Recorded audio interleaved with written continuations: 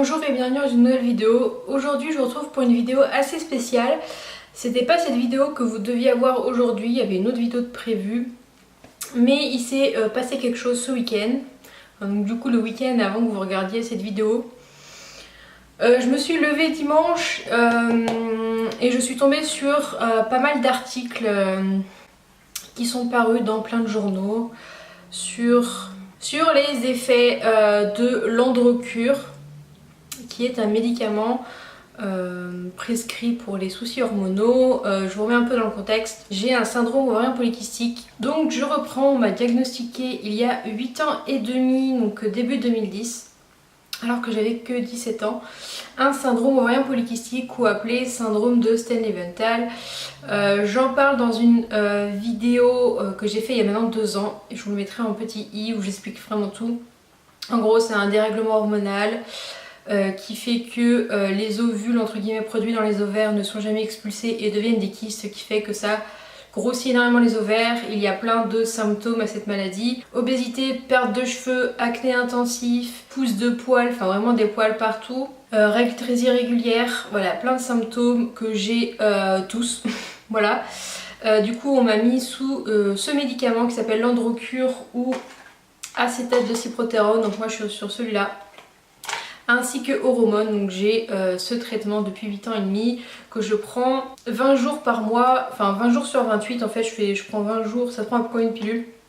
Je prends 20 jours, j'arrête 8 jours et je reprends 20 jours, enfin voilà, j'alterne comme ça fait 8 ans et demi que je suis sur ce traitement. Ça va faire à peu près un an, mon endocrino m'a parlé des effets de l'Androcur, qui commence à être connu, enfin même depuis un petit moment. Ça a été un peu caché par la médecine apparemment. Ils savent depuis 2009 à peu près que une consommation trop importante d'Androcur peut provoquer des méningiomes. Mais voilà, mon endocrino m'en a parlé plus sérieusement l'année dernière.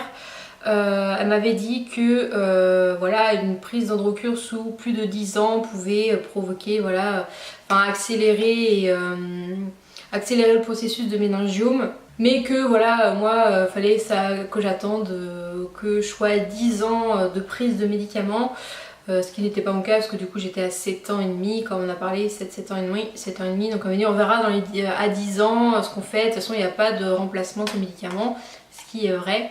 Donc voilà, j'avais un petit peu oublié et donc dimanche je me suis levée et ce qui est sorti dans les journaux sur internet, vous tapez Androcur, vous avez une liste d'articles qui est sortie là depuis dimanche dernier, enfin c'est impressionnant, il y en a tous les jours. Là, sur France Inter, LCI, Marie-Claire, Libération, Le Parisien, CNews, c'est sur CNews d'ailleurs que j'ai trouvé l'info, ou MSN, je sais plus.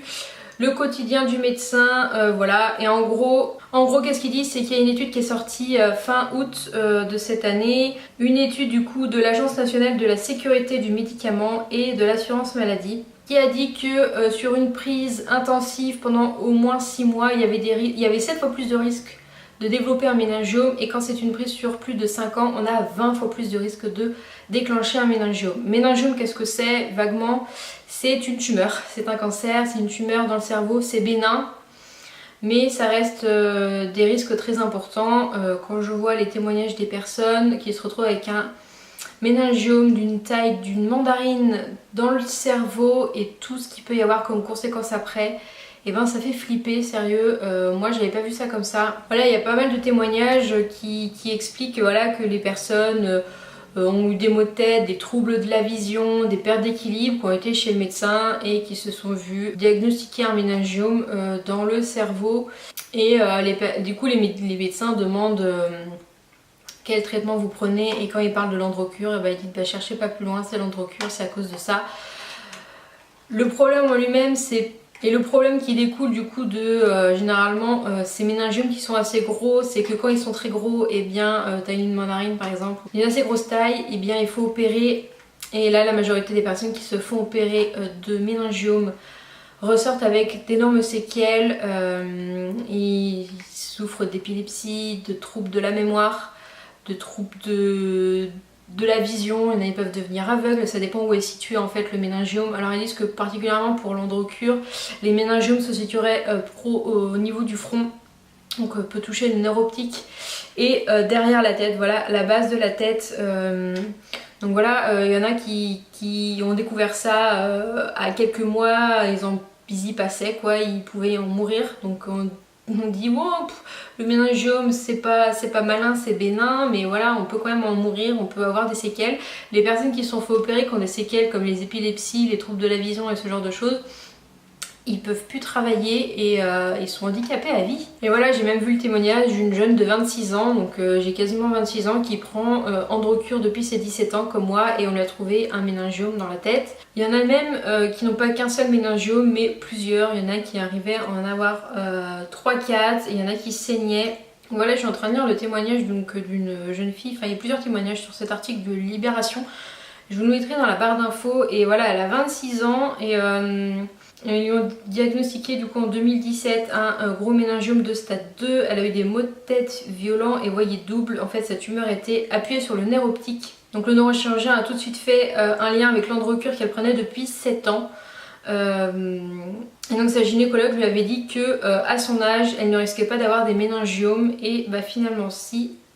Et elle s'est retrouvée avec une cicatrice de 80 points de suture sur la tête. Voilà, et malgré ses 9 heures sur la table d'opération, elle a toujours des maux de tête quasi quotidiens et de la fatigue. Enfin voilà, moi ça me fait un petit peu peur tout ça. J'ai pas du tout envie de me retrouver handicapée. Donc ça fait flipper. Je vois mon endocrino au mois de octobre, fin octobre, et je vais exiger un IRM. Parce que le truc en plus avec mon passé, c'est que j'ai eu d'énormes soucis de maux de tête. C'était avant que je commence à prendre le traitement.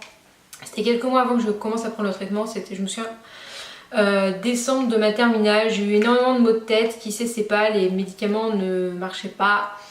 Et j'ai passé un scanner, il n'y avait rien, donc j'ai un scanner qui prouve en fin 2009 qu'il n'y avait rien et c'était avant la prise du médicament.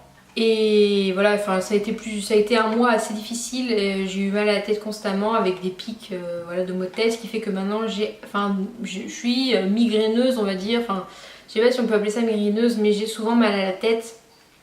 Et le fait d'avoir mal à la tête pour moi c'est normal entre guillemets, ça m'arrive assez régulièrement. Donc si je commence à avoir des maux de tête qui peuvent être liés à un potentiel méningiome, bah, je ne le détecterai pas. Donc voilà, en plus un médecin qui a été interviewé disait que il n'y avait pas de risque voilà, en dessous de 4-5 ans, mais qu'il y avait des risques après 5 ans. Et moi du coup je suis à ma 8-9e année. Et qui dit que faut passer un IRM pour voir comment ça se passe là-dedans. Et je pense que du coup, fin octobre, je vais passer un IRM, enfin dès que j'aurai vu mon endocrino. J'en parlerai. Est-ce que je vais arrêter l'Androcur? J'en sais rien. J'en sais rien. D'ailleurs, ils viennent d'annoncer aujourd'hui que l'Androcur ne serait pas retiré de la vente, enfin du marché du médicament, parce qu'il y a beaucoup trop de bénéfices. Et c'est vrai... je sais que si j'arrête, ça m'est déjà arrivé d'arrêter l'Androcur, je redeviens une calculette, j'ai des boutons partout, mais des boutons qui font mal, en plus à moitié kystiques. Je sais que mes cheveux vont devenir une catastrophe, je vais les perdre encore plus alors que je les perds quand même pas mal, qu'ils vont devenir gras, que mes poils vont repousser x 10 000, je vais devenir un singe calculette. Donc voilà, c'est à réfléchir, je sais pas ce que je vais faire étant donné qu'il n'y a pas d'alternative à ce médicament. Je pense en discuter avec mon endocrino quand je la reverrai au mois d'octobre. Peut-être qu'elle va me dire de continuer. Si je vois qu'il n'y a rien à l'IRM, je continuerai. Je sais pas si c'est une bonne idée, mais peut-être avoir un suivi régulier. Au niveau de mon cerveau, c'est vrai que ça fait peur. On va dire que moi niveau santé, dès qu'il m'arrive un truc, j'ai jamais de chance. Voilà, jamais de chance niveau santé. Il m'est arrivé plein de trucs. Je pense que je vous tiendrai au courant vers fin octobre ce qu'il en est. Voilà, je pense que ceux qui prennent ce médicament, qui avaient regardé mes vidéos sur le syndrome ovarien polycystique et qui sont sous traitement ont dû voir le tourment qui s'y passe. Mais pour ceux qui ne l'avaient pas vu, bah voilà à peu près en ce moment ce qui se passe. Normalement au mois d'octobre, il va y avoir un comité, je sais pas quoi, qui va décider un petit peu des prescriptions de l'Androcur. Normalement il devrait arrêter de prescrire l'Androcur pour juste un souci d'acné, juste un souci de poils. Juste en pilule parce que c'est prescrit des fois dans ces cas-là et ça devrait juste être prescrit en cas de maladie parce que c'est aussi prescrit pour les endométrioses. Donc, normalement ça devrait juste être prescrit pour les maladies telles que le syndrome ovarien polycystique et l'endométriose. Mais voilà, il a été prescrit des fois à des gens juste pour stopper les règles, tout ça. Donc on verra ce qui va être dit le 1er octobre. Et moi je vais voir avec mon endocrino d'ici fin octobre. J'espère pouvoir tenir jusque là. Je suis en train de me demander si je vais pas aller voir quelqu'un pour me faire une ordonnance pour pouvoir aller faire un scanner ou une IRM avant fin octobre parce que ça me travaille pas mal quand même depuis que j'ai vu ça. Donc je vous tiendrai au courant si je passe une IRM, peut-être que je vloguerai ça, je sais pas, ça dépendra du résultat, vous verrez bien si vous voyez ou pas passer un vlog. Ça peut servir, je pense, ça peut servir à pas mal de gens qui sont dans le même cas que moi. Donc voilà, j'espère que cette petite vidéo vous aura appris pas mal de choses sur ce médicament.